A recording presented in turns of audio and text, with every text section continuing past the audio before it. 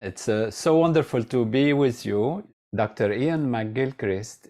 You started off as a young person with an interest in the Tao, I understand, which is Yes. Confucianism, and also this holistic value of the oneness of life, the basis of everything.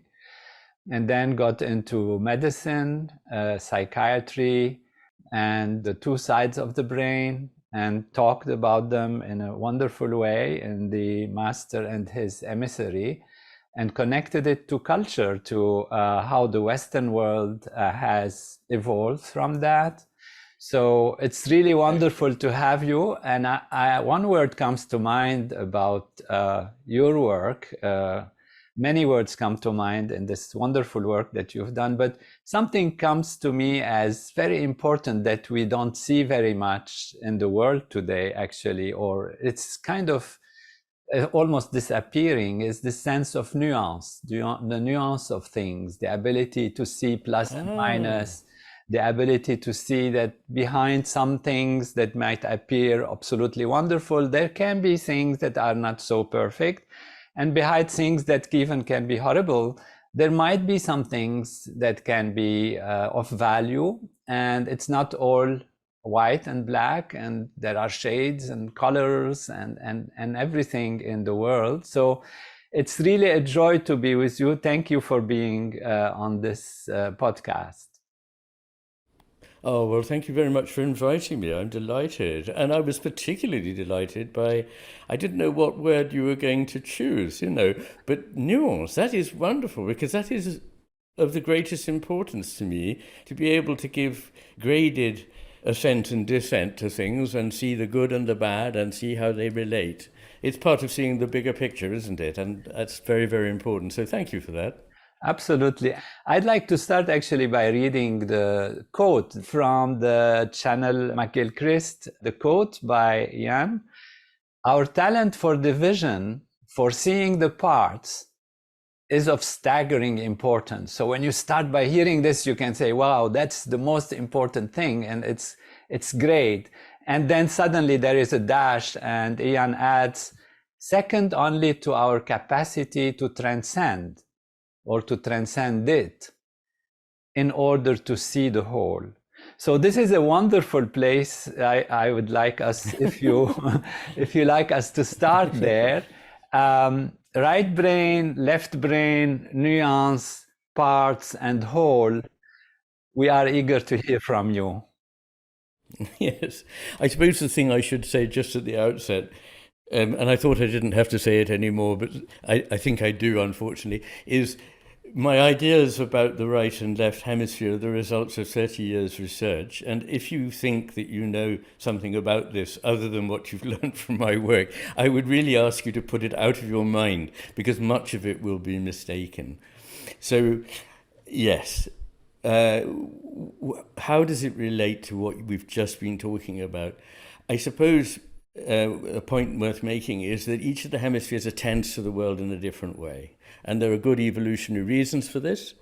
We have to be able to attend in fine detail to something in order to grasp it, to pick it up quickly, and to manipulate it, to make something. But we also have to have at the same time a completely different attention, which is broad, open, sustained, and vigilant. And the two hemispheres have these two different ways of attending. This is not controversial.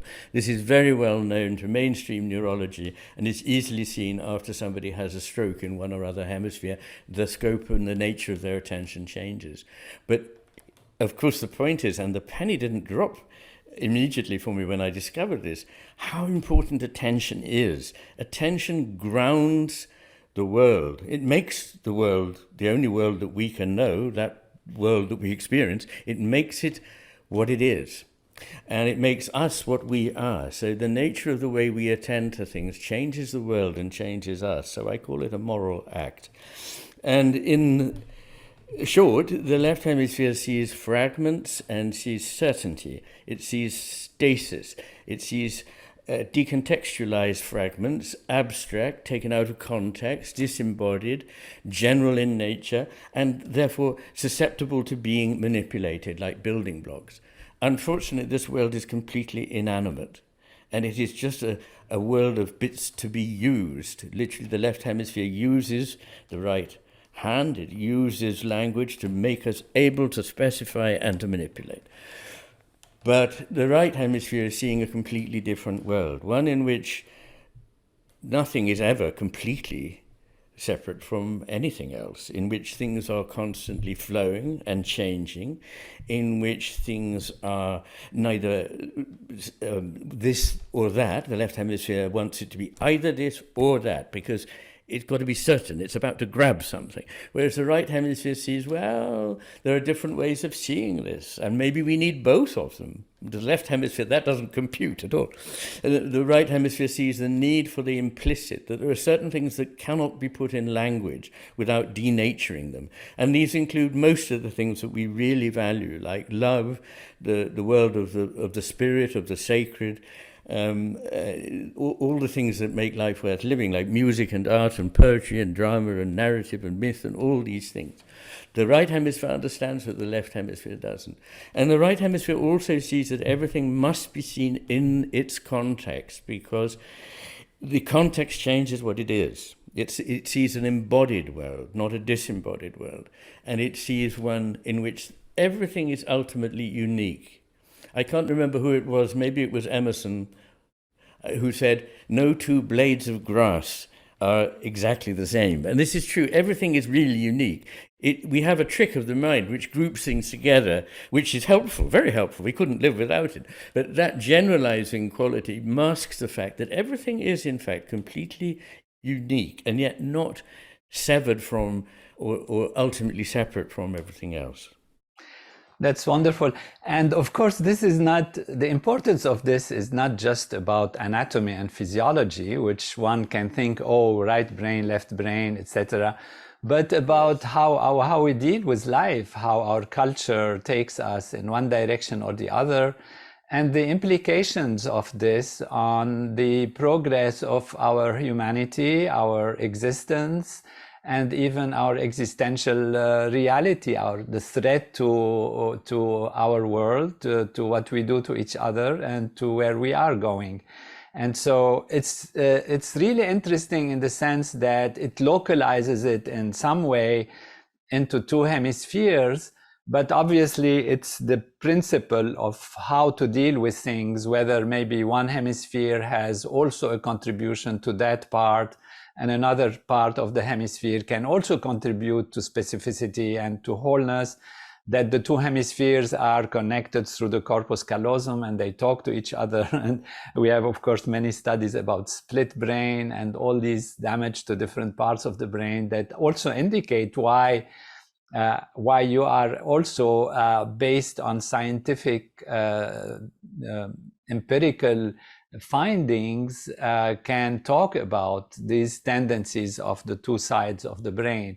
So what's important in this is wholeness and parts on one hand, and all the other implications of that, and how we really need to transcend the specific, even though, as you beautifully highlight, to be able to have it, because we have to be in a functional level.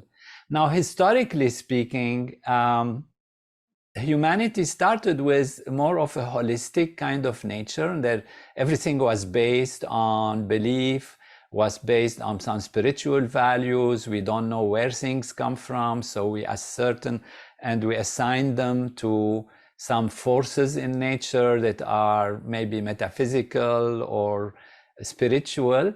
And then because of different opinions, it seems to me, and different clashes between opinions from that perspective of the spiritual and the belief systems, there came the scientists who wanted to make things reliable, repeatable, and specific.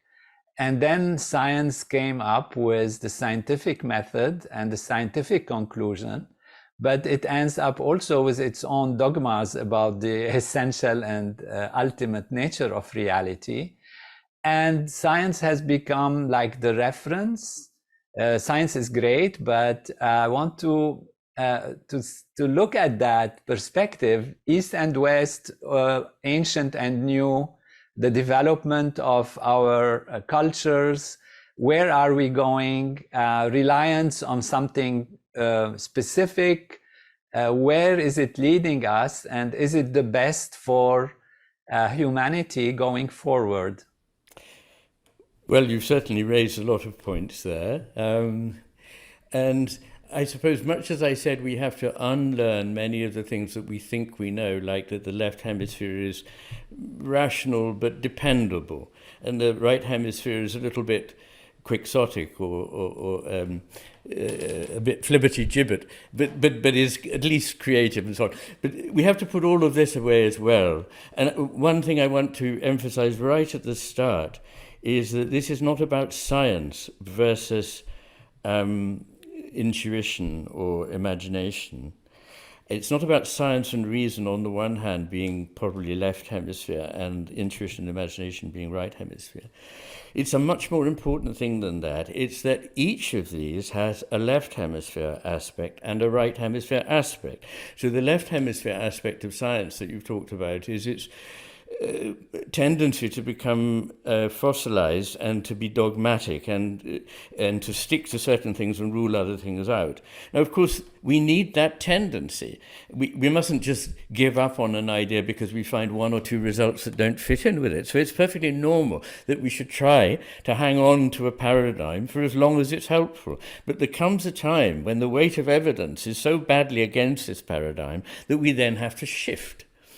And all the big discoveries in maths and in science are dependent on a kind of understanding and insight that comes from the right hemisphere of the brain, from its ability to see a new gestalt, a new formation that is a whole. And it's described by so many great scientists and so many great mathematicians. I list a number of them and describe their discoveries in the matter with things.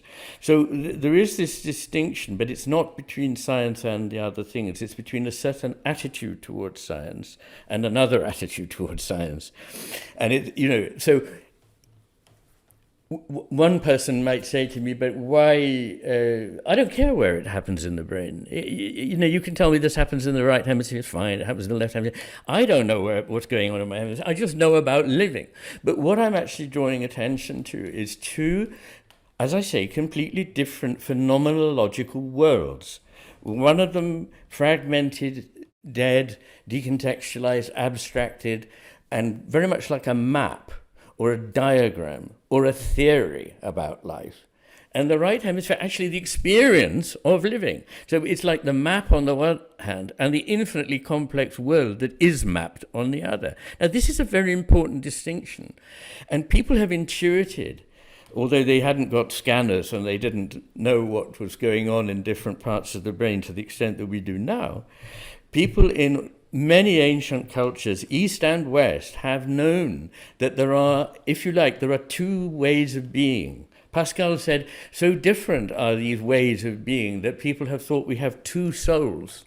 But he's not alone. It's been commented on that you find it in mythologies all around the world, that there are these two, and very importantly, both are required, but one is much more important than the other. Now, this is particularly difficult for people in the West to understand, because we've got a prejudice that everything where there is two, they must be equal. But that doesn't follow at all. That's why the first book was called The Master and His Emissary. So the master was the one that saw the whole picture and was very wise. And he had to delegate much business to an effectively a clever bureaucrat who could go about and do that business and get it dealt with, and have that reported back to the master so that he could incorporate it. But the trouble is that the emissary is bright, but not bright enough. He thinks, like many people who are not very clever, that he knows it all.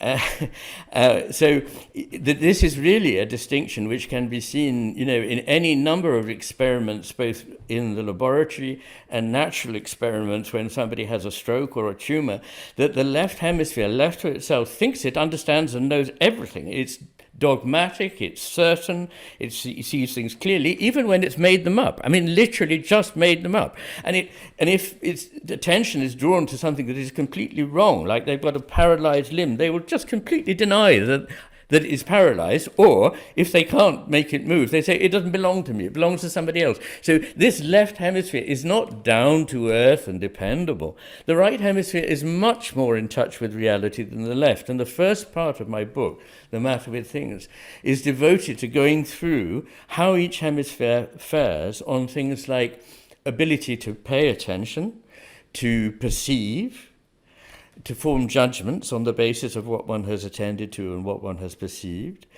To how does it fare in relation to emotional and social intelligence? How does it fare in relation to cognitive intelligence, IQ? How does it fare in relation to creativity? And the answer is that in every case, the right hemisphere is more in touch with reality, more able to contact reality, pays a bigger contribution to reality than the left hemisphere. So what is the left hemisphere for? I mean, somebody should say, well, you must have got it wrong. Why would one half of one's brain simply not be as good as the other at it? And this is because I think of the development of tools and the development of language, both of which define the human being. You know, I think it was Jeremy Bentham who said that man is the tool-making animal. And we made tools and we developed language. And these are the ways in which we can manipulate the world, we can map it out and manipulate it and create a scheme for doing things and fighting people and annexing things and getting stuff. But the right hemisphere has been left, therefore, with the task of, with its 360-degree attention, rather than the 3-degree attention of the left hemisphere, has been left with the task of holding the whole world in its hands. So that is why it's very important, because once you see that a certain way of thinking is spread everywhere only because it helps us grab and get and become powerful, and you see that another way of thinking has been celebrated throughout the world and in our own culture by the greatness of art, by the greatness of the best kind of science, by everything, that we are neglecting that in our modern culture. And we've become vandals, in my view. We are destroying the planet, we are destroying our society, and we are committing suicide. And that's because too much specificity, isolation, and even when we think of sometimes diversity, unfortunately, it appears as if sometimes the left brain comes in and says, well, I am isolating, I am separating, I am specific, and what else can I do? I should be unifying, and therefore let me also put these different things together and call them, oh, I'm doing my job, I have transcended my reality, rather than actually going to the essence of things, to the gestalt, to the wholeness from a deep level of understanding. It's very interesting that this dichotomy is found on so many levels. For example, and just as a parenthesis, we're not attacking the scientific method or science, as you are beautifully saying, not at all. You know, we talk about nuance, and you are one of the most nuanced people I know, that of course science is very important, and the scientific method is great and continues to be very useful. It is when science becomes dogmatic also in terms of defining the essence of things, for example, that everything is physical. But what's interesting in this case also is that science itself, going to its final objective approach, discovered that the classical physics, the classical isolated reality of objects that are localized in time and space are underlined, are on the basis of something that is non-local, that is more probabilistic than specifically defined in time and space, and then from just particles to fields, and from fields to more unified fields. And so even when we look at ultimate reality, we find that there is that classical localization, and there is that underlying wholeness that is at the basis of all of that. And, you mentioned also yes. Descartes. You want to say something about this?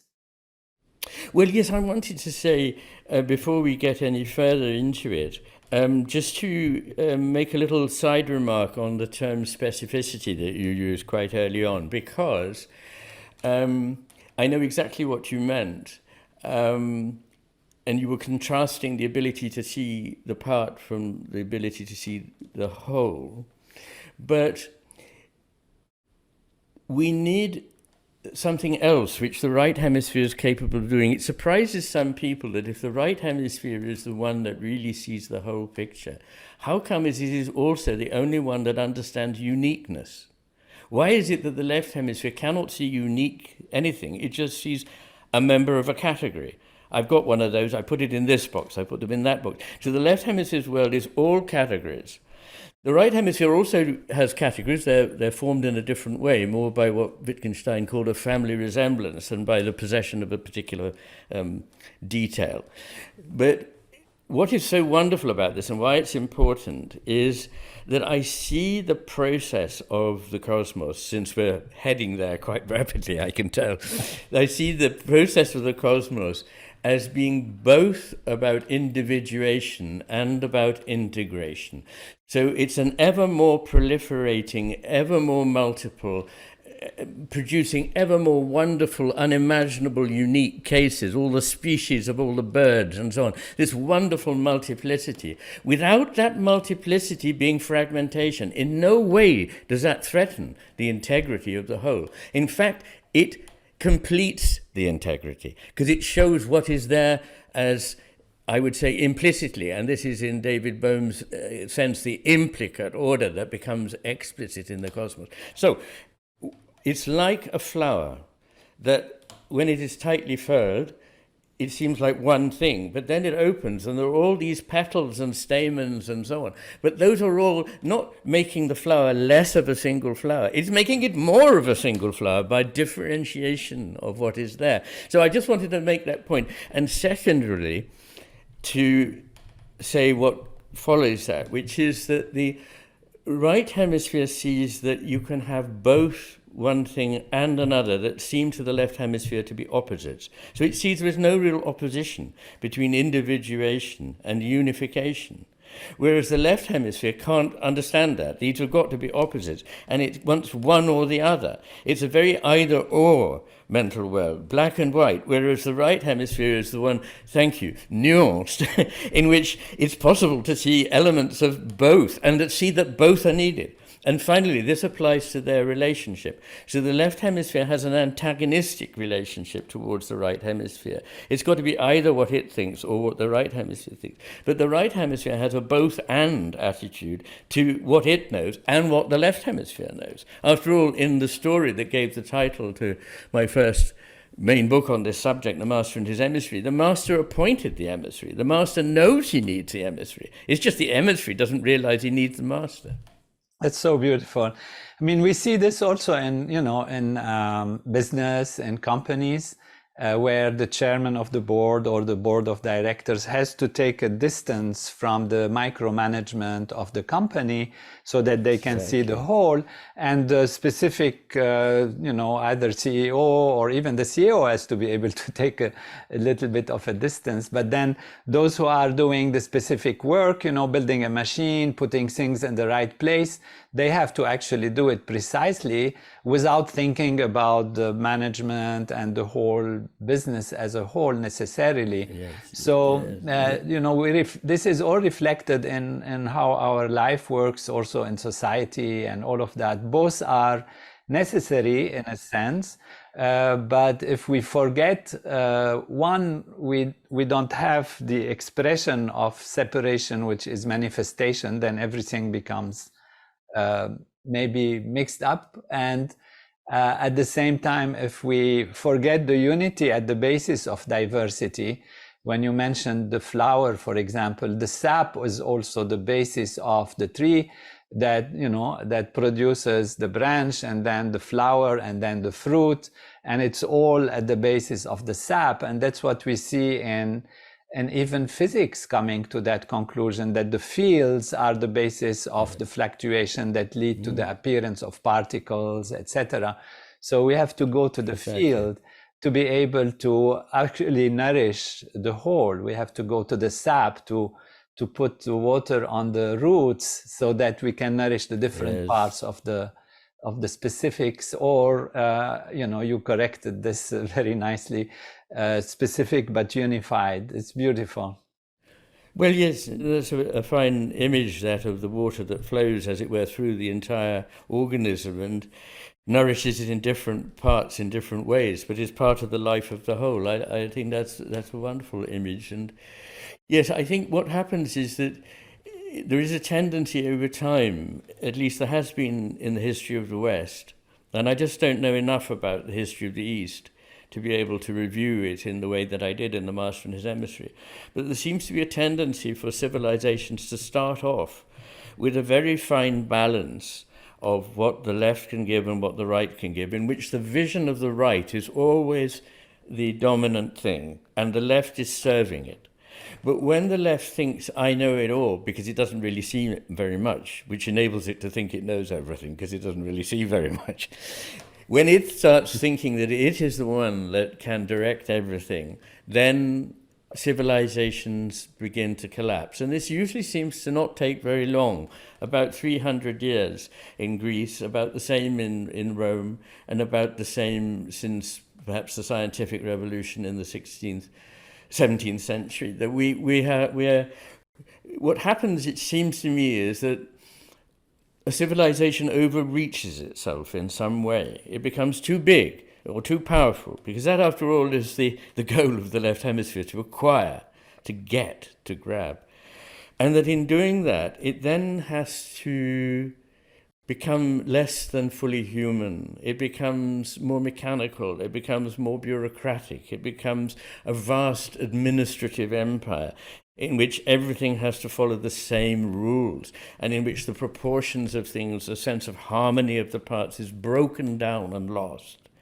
And in our own world right now, what I see is the triumph of this left hemisphere's view, that not that we belong to nature, that we come out of nature, we are an expression of nature and we must go back into nature, but that nature is a heap of resource for us to exploit. This is perfectly the left hemisphere's idea.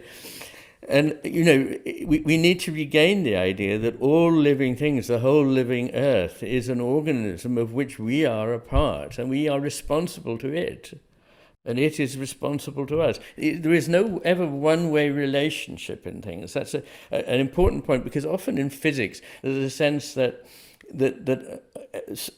A is impelled by a force to hit B, which is entirely passive, and then B moves on something else. It's a mechanical vision. But of course, in reality, there is nothing like this in the universe. Everything where there is a reaction is reverberative. And when things interact, the one changes the other, and the other changes the one. They never come away from this interaction without being changed. So it is always a seamless whole of flowing interaction.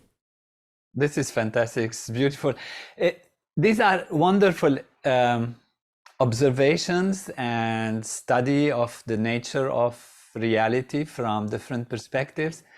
And that leads us to, I think, two important considerations that we would be really happy to think with you about and see your feeling about it, that you also express in the Matter of Things and other writings. And that is, fine, this is what we have, and end product. The brain has right hemisphere, left hemisphere. We see things from this perspective and that perspective. But how does it relate to what we can call the ultimate reality? You mentioned Descartes, and of course, when one mentions Descartes and Cartesian, approach and thinking, one always goes to that dualistic perspective of, on one side, consciousness, and the other side, matter. And that dualism is there. And so when one thinks of left hemisphere, right hemisphere, one can think, okay, does one represent this side of course, in a very, very crude way, the material physicalist perspective, and the other one has the tendency towards the spiritual, the holistic, the the other thing. Now, this is on the level of our ability to experience and to see and to deal with things and make decisions and what would be better to do this way or that way, which is great and so beautifully expressed in your writings. Now, how does it relate to the true ultimate reality? Is then are people allowed then to conclude maybe, and I know you don't because that's why I started with the Tao, that ultimately it's a dualistic nature of life and we have to kind of work with both of them? Or reality and ultimate reality from your perspective is a monistic one, that it has one that actually generates the other? And in this case, which is the generator? Is it matter that creates consciousness, or is it consciousness that is primary and creates matter? Of course, I have my own point of view, which you might guess, but I'd like to hear your feeling about it. Yes,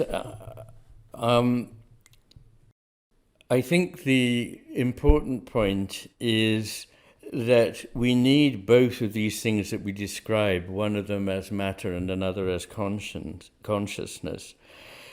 But we don't need somehow to unify two things that are separate, because in my belief, they are never separate.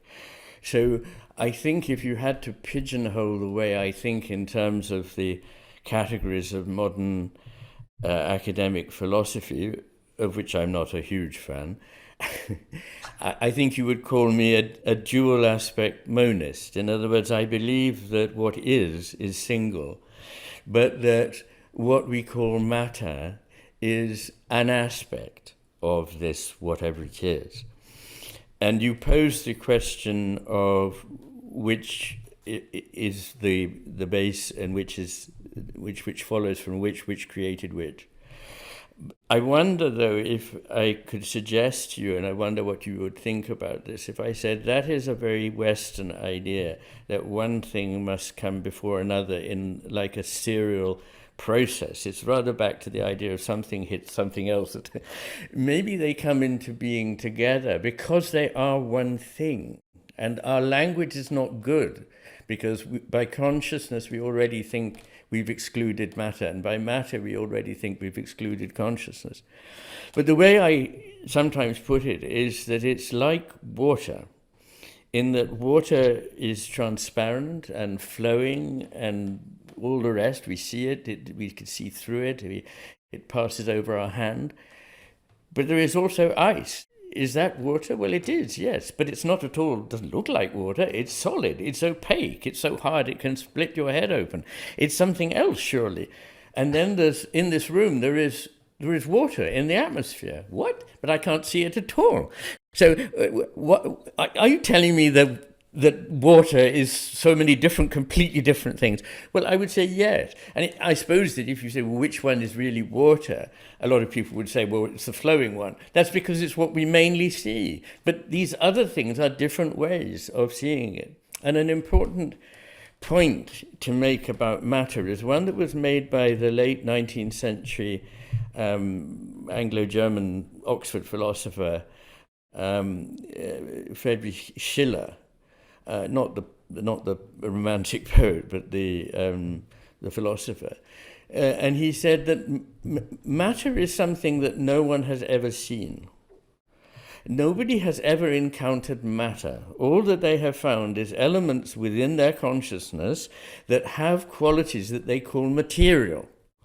And that's a very good point. It's another way of putting what I always say, which is that I know matter only because I have consciousness. But I don't know that I know consciousness because of matter. It might be so, or it might not. And to cut a long story short, I think that the idea that the brain generates consciousness is a complete non-starter. It's not logical at all. And the idea that matter that had no consciousness in it at all could suddenly step over to being subjective and conscious is an impossibility, a point made by many, many, many philosophers and physicists. This is wonderful. I cannot disagree more.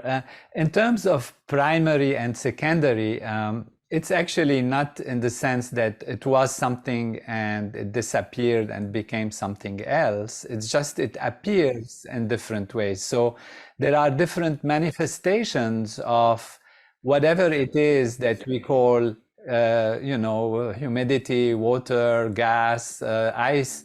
There is an essence, in a sense, to it, and that's obviously also something we look at the ultimate essence, and that essence manifests in different ways. So from the Taoist perspective, from the Advaita Vedanta perspective, from Parmenides' perspective, from the idealist perspective, and also to some extent, if they are not dualists, the panpsychists, the true monists, then it is just a different appearance ultimately of an aspect of reality. And I cannot disagree more, at all than, that matter is something we know much less than consciousness, because it is through consciousness that we apprehend things, through consciousness that we feel things, we experience things, we can talk, we can analyze things.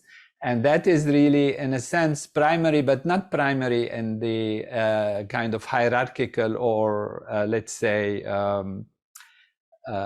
historical sense, of course.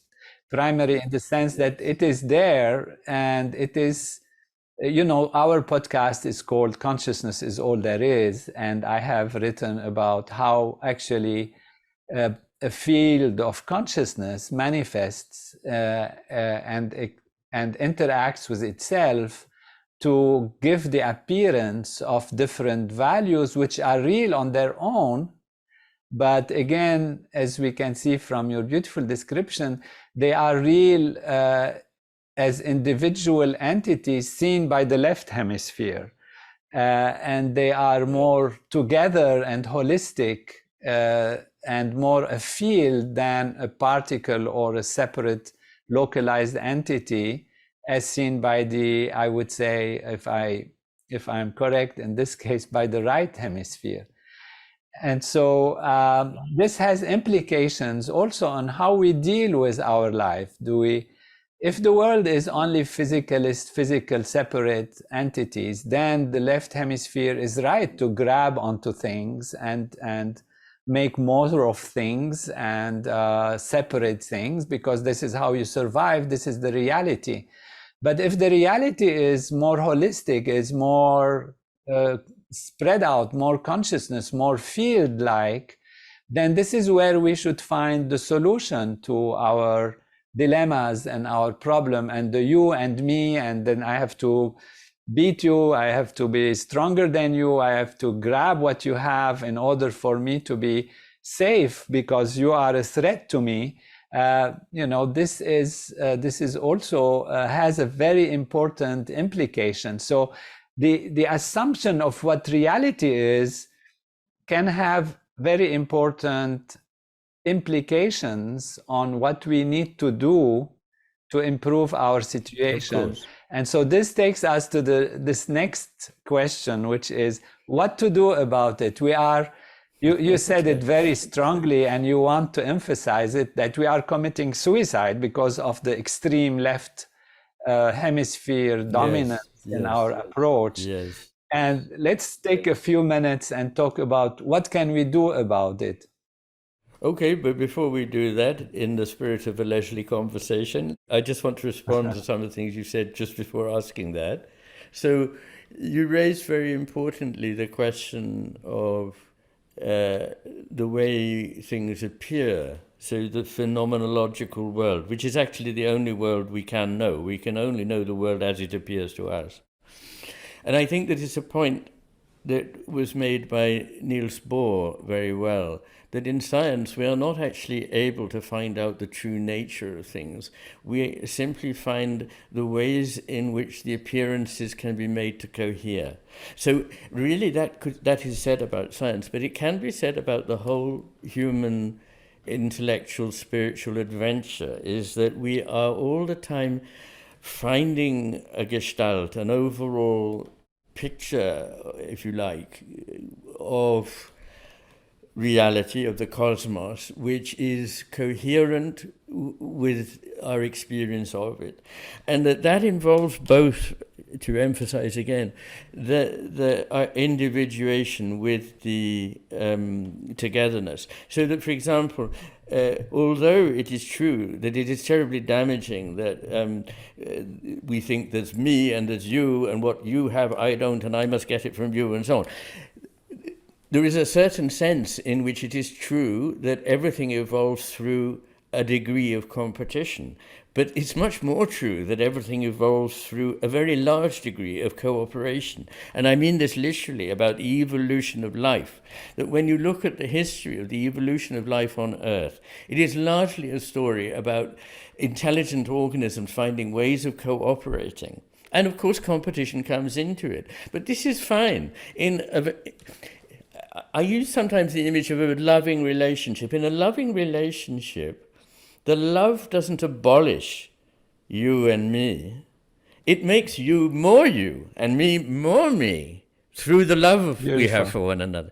So we don't lose our individuality. And we do have different... I mean, if I eat all the food and you don't, I become full, you starve. I mean, there are realities here. But the fact is that what one sees overall is that this individuation is not the same as separation, in the sense of ultimately, they can be distinguished, but they should never be thought of as separate.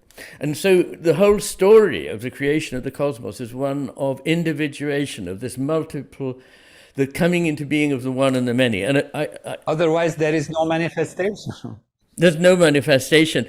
And also, I think manifestation is a word I'd like to just stand back a second from, because manifestation, I know you don't mean this, but to some people it means, but it's not true. A manifestation is just the way it happens to look, but it's nothing. But we come back to this question of what can we know? What would it mean to say that the world isn't really like this? It's just the way we can know it, because we can't get behind our knowledge of it anyway. I mean, not even if you're an enlightened saint, you can only know what your enlightenment has told you about what you see and experience.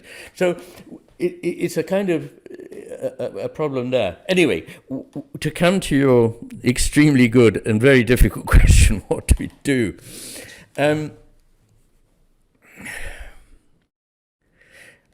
I don't have easy, satisfactory answers to this, because what happens is the left hemisphere immediately says, oh, I see, so he says we do this and we do that and we do the other, and then everything will be fine. But that is not what I'm saying. What I'm saying is we have to envision ourselves and the world. I begin this new book, The Matter with Things, by asking, as Schrödinger asked after the war, in the words of Plotinus, who are we? But who are we?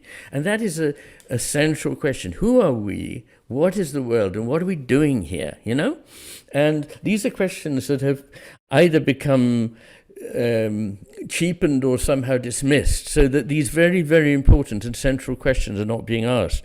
So we do need to understand ourselves better. And one of the ways we could start would be by abandoning many of the ideas that we have now about what we are and what the world is. First of all, we need to get rid of the machine model. The machine model has its uses when you're making a machine. It's made us very powerful, what the left hemisphere wants. But as a model, it doesn't stand up to any kind of scrutiny. We know that organic life, that organisms, that living things, and that is, after all, who we are not machines. And I investigate this at some length in that book. In The Matter with Things. We're nothing like machines. And I think that the comparison with the machine is a very dangerous and debasing one, and takes us away from the sense of either having any autonomy, any purpose, or any values, not only values in ourselves, but values in the world. And so I argue in that book towards the end that values and purpose are not things that we invent, but things that we discover. They are there for us either to find or to fail to find. Lots of people fail to find them because of the toxic culture we live in. But they are there. And I think one of the, if one can talk about these things in any sense of being a purpose and a direction. And I must say, the more that you look at the world, the physical world, the inanimate world, as well as the animate world, it seems it does have a purpose or direction or drive towards certain things at the expense of others. If there is that there, then it is something that creates complex beings like ourselves that don't have survival value. There are tiny bacteria at the bottom of the ocean, single examples of which are getting on for 1 million years old. So they have survival value perfectly. And then evolution went on and created trees that last for hundreds of years, and elephants that last for a bit longer than we do, maybe. And then people like us, we last a puny 70 years. What the hell? So it's not about survival. It's about something else. It's about, I believe, about being able to have an encounter, a response to what is. We have been created out of what there is to be that other that responds to it. And this is a very profound idea in virtually every spiritual tradition in the world, that there is something that is called forth out of the cosmos to be that something that is not fully controlled or fully contained in the creative urge of the cosmos, but can be a free partner, because it's only when there is that freedom that there can be truly love. Love exists in a situation which is not 100% controlled. So there has to be risk, there has to be possibility of creativity, and in that relationship, human beings find the things that they value. And these are what we no longer talk about. Let's look at truth. Look what's happened to truth in the last 100 years. I don't mean just, of course, the classic example of Donald Trump and his so-called post-truth era, but the ways in which truth has been diminished by being thought of as either just a bunch of facts in the science textbook, or on the other hand, by many of the people in what used to be called properly the humanities, but who have ruined the humanities, postmodernists, who say, oh, we make it all up. There is nothing that's true because it's just what I imagine or what you imagine. But I hold for a different point of view, which is neither sort of fundamentalist realist on the one hand. There's just stuff out there and we play no part in it. And what we have to do is register it like a Geiger counter or a photographic plate. And neither is it, on the other hand, this entirely subjective reality in which we make it all up. There is something between something that is other than me and me. And it's that encounter, which is my experience, which contributes to the cosmos in its own small way. And that's true of every single living individual. So they help make what is real by the way in which they respond, the way they attend, and the way that they live. So beautiful, so rich. There's so much to think about and comment, but it's all self-explanatory and beautifully presented. So a couple of things come to mind before I dare to propose a kind of a solution that goes along these lines, yes, which integrates actually both the right and the left hemisphere. But just as a thought came to my mind as a simple example, it's a theory, of course. I don't know if it's so right. And the reason why Homo sapiens were stronger than Neanderthals, it wasn't because the Neanderthal not stronger, survived, let's say, and Neanderthal didn't. Isn't because Neanderthal's brain was smaller. It seems it was bigger and they were stronger.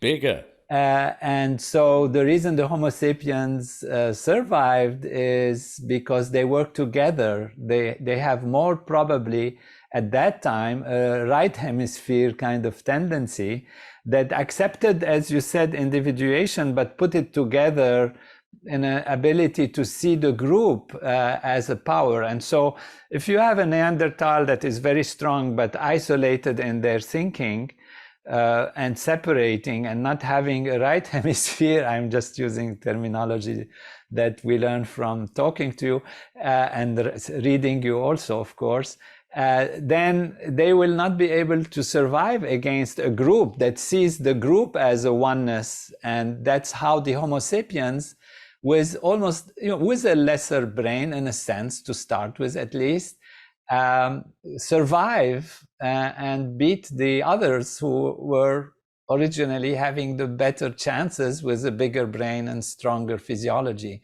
So this is a very interesting, just an interesting thought.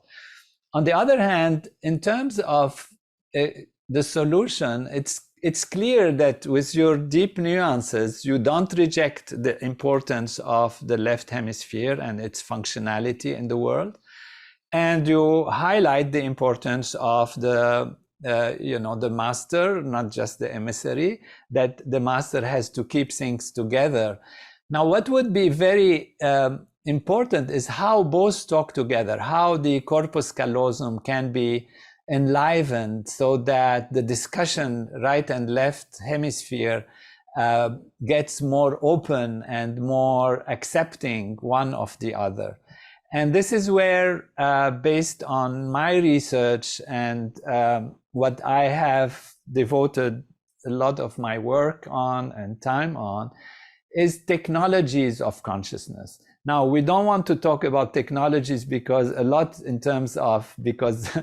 brings us back to machines and technical things, but it's technology of awareness, technologies of the mind. And there are ancient techniques of meditation, such as transcendental meditation, that have been shown literally to increase the coherence between right and left side of the brain, and between front and back, and between also up and down, because we're talking right and left, but of course there is the whole vertical direction of the old brain, the new brain, which I think you also talk about, of course, the brain that is instinctive, that is leading to fight and flight responses, and the upper side, which is particularly frontal and prefrontal cortex, which is anticipation of the future, music, and thinking of philosophy and art and all of these things that are more integrating.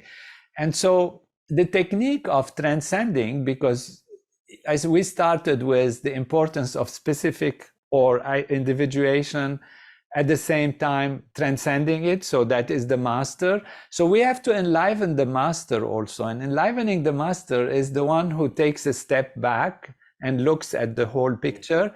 And this is what actually the technique, and which is called transcendental, transcending to transcend. It's not just a meditation in terms of contemplation, but it's a technique that allows the mind to settle down so that the right and left hemisphere talk to each other and are open, the channels are open, and whatever are reserves of the brain that are not there, now they start opening up, the association fibers, if you like, between the right and left and between front and back, etc. And so this, for me, can be also a very important aspect. And what we have seen is that people who practice this technique, they have this brain coherence, which is studied in the lab. It's not just, an idea. Yes. They actually have better IQ, they have better relation, better behavior, less conflict with others. We have taught these techniques in schools with underprivileged people or situations where there are conflicts and crime. And we have seen the difference very profoundly, and more cooperation and more nuancing in one's behavior. So maybe we can look at also making the brain more whole through such technologies as part of the awareness, what you talk about also, the importance of being aware of what we're doing, being aware where we're going. And by raising consciousness and improving awareness in a way that is available as a simple technology of the mind, technology of consciousness. Yes. Well, I agree, of course, that meditation and even mindfulness, which is a simple technique that almost anybody can use, is a very important way of rebalancing the brain. As you know, in the normal waking state, there is a degree of preponderance of left hemisphere activity over right. But during these kinds of meditation, it becomes much more equal, which is, in other words, the sort of thing you're talking about. So this is very important. But I suppose I think it's quite complicated about,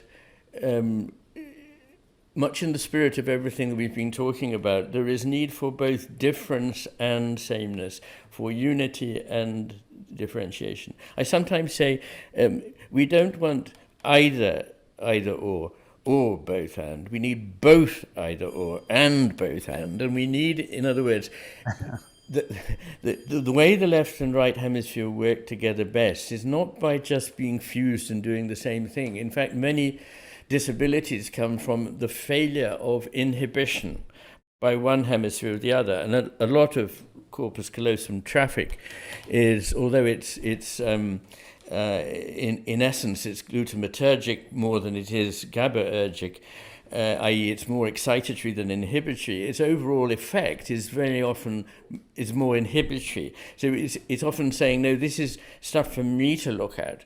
And so there's a partnership, rather like the description of the loving relationship that I was mentioning a few minutes ago.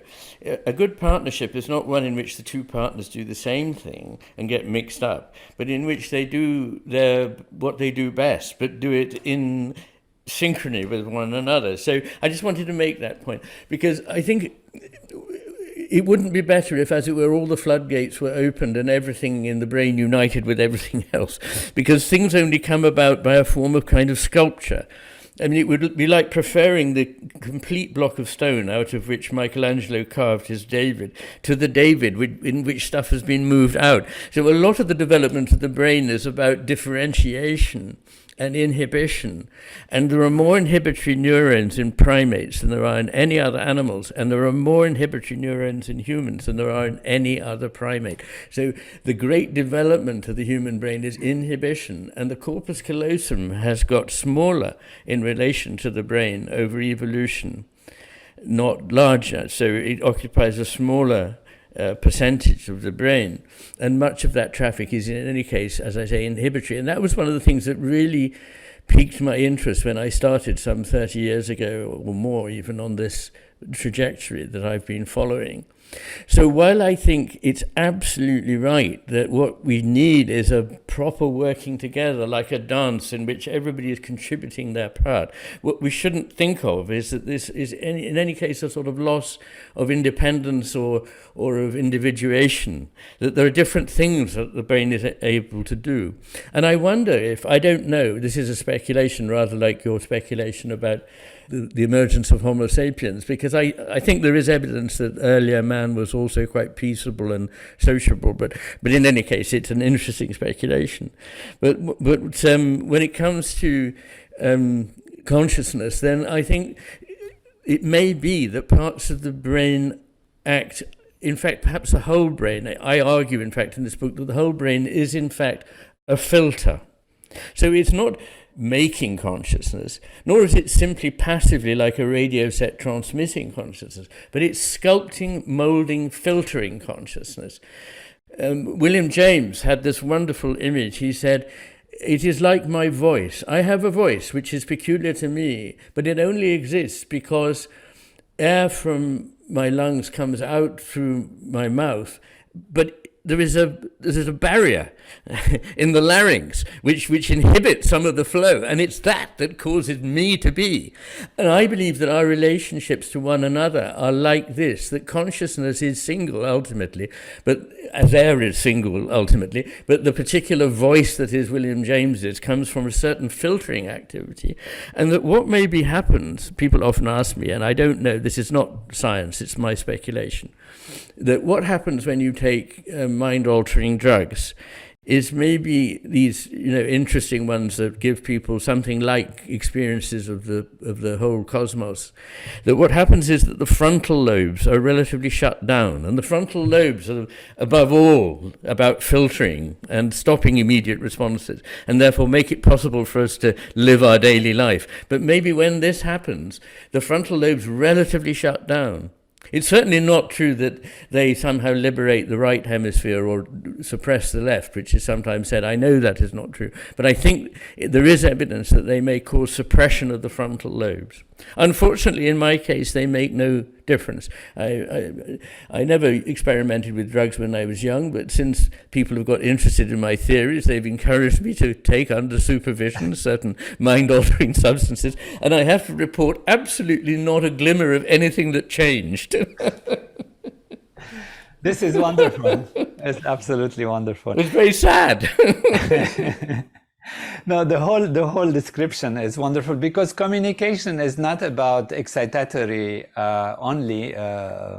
No. It's also about inhibitory. You know, the neuron, the motor neuron, when it sends information, it's actually inhibitory to activate the muscle, which is, you know, for people, what do you mean? Yeah, you inhibit so that it activates something else, and like that. So inhibition is also a means of communication, is saying, you please, I'll be quiet. Yes. You can tell the other, you be quiet a little from this side. So let's see how we can then find a way that if you quiet this side of yourself and I quiet this side of myself, then we can find the common basis of things. In fact, in the theory I present in my book, One Unbounded Ocean of Consciousness, in motion, the ability to actually become real, I was going to say manifest, but since it has this dual meaning, just to hold it back, is actually through inhibition.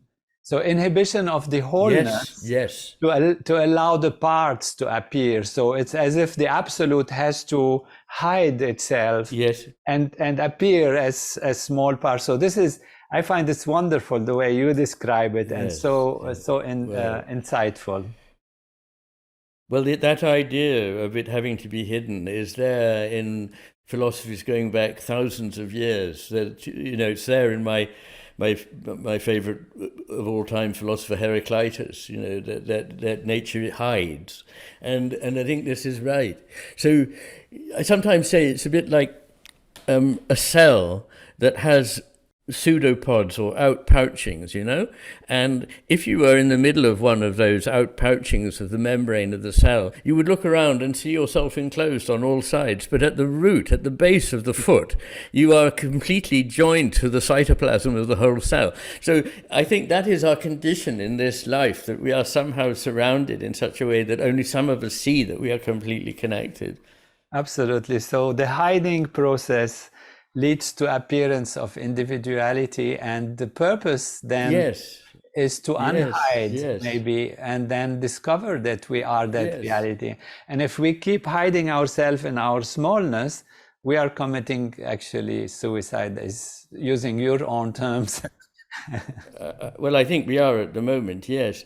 And another thing that follows from it is the importance of not doing and the importance of not knowing, which are very much emphasized in all Eastern traditions, as you must obviously know. And, you know, there is an ignorance that comes before knowledge, and there is an unknowing that comes after it. And I think the point is that the inhibition of doing things actually is creative, that things come into being through not doing other things, just as you were saying, that we have to still what they call monkey mind in order that another part of the brain can function, and that, as I say, the sculpture is made by discarding stone, not by putting it together. And this is a kind of answer to how we should proceed. It's the first thing we should do is to stop doing all the damaging things we're doing that we know don't work. And how do we know they don't work? Well, we see the poisoning of the oceans. We see the dying of the forests. We see the destruction of the habitat of indigenous peoples.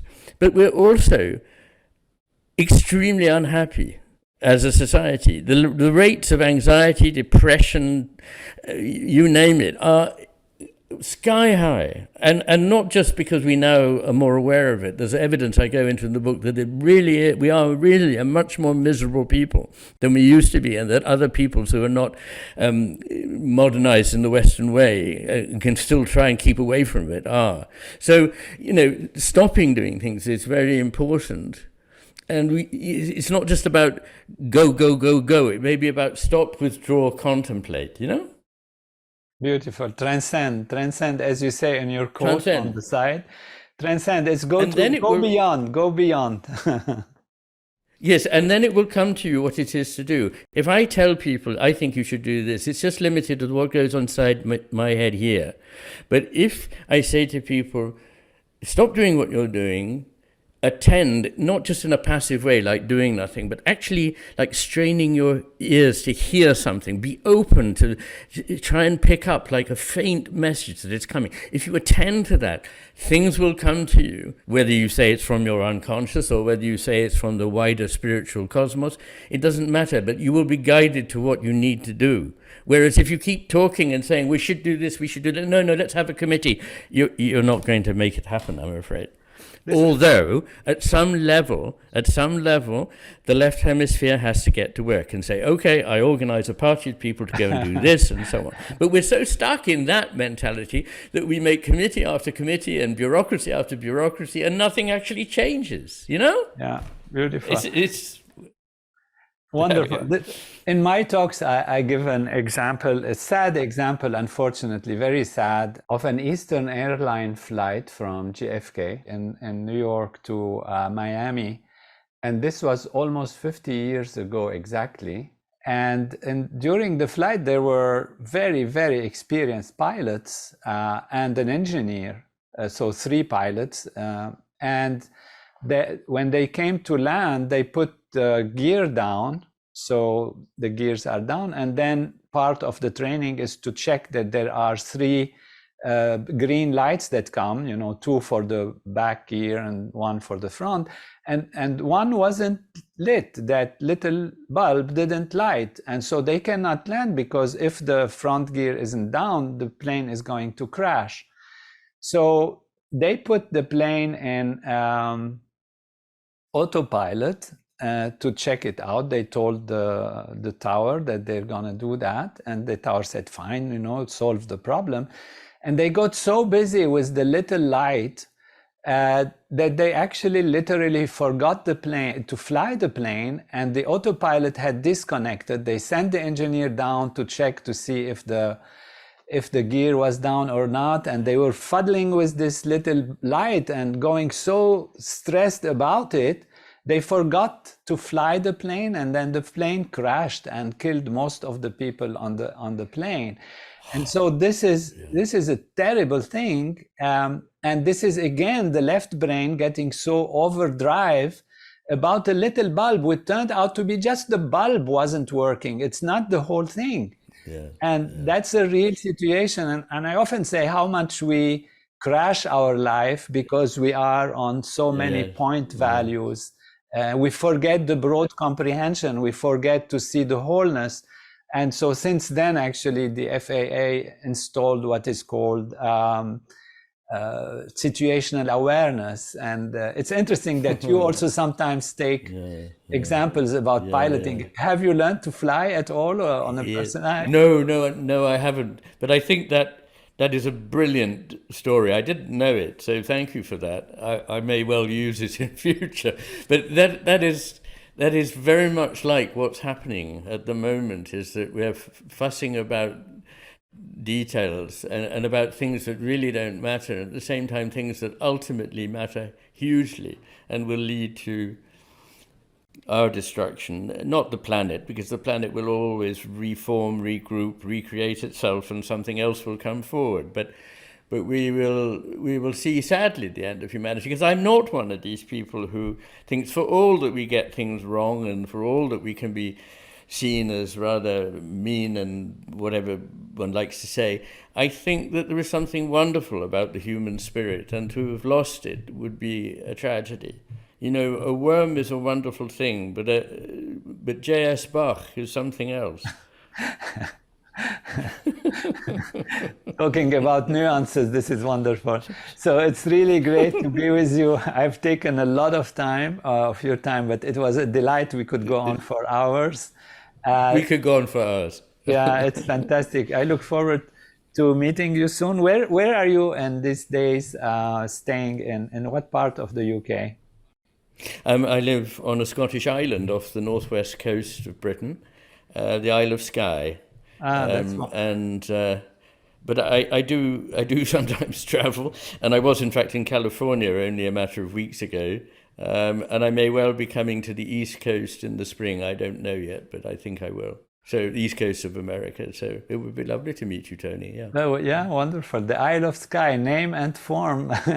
It really gives you to see from a distance, look at things, taking a distance from the sky. That's wonderful. Really a delight to be with you. Anything else you would like to add in conclusion? Not at all, Tony. I mean, it's just been a huge pleasure, and thank you very much. And maybe one day in a few years we'll meet again and do another one. But let's hope. Yeah, let's do more. Wonderful. Thank you so much. Even better if we can meet in real life, as we say nowadays. We'll arrange that. I'd like to go to the Isle of Skye and meet. It will be here. All right. Thank you very much. Take care. Goodbye. Bye-bye.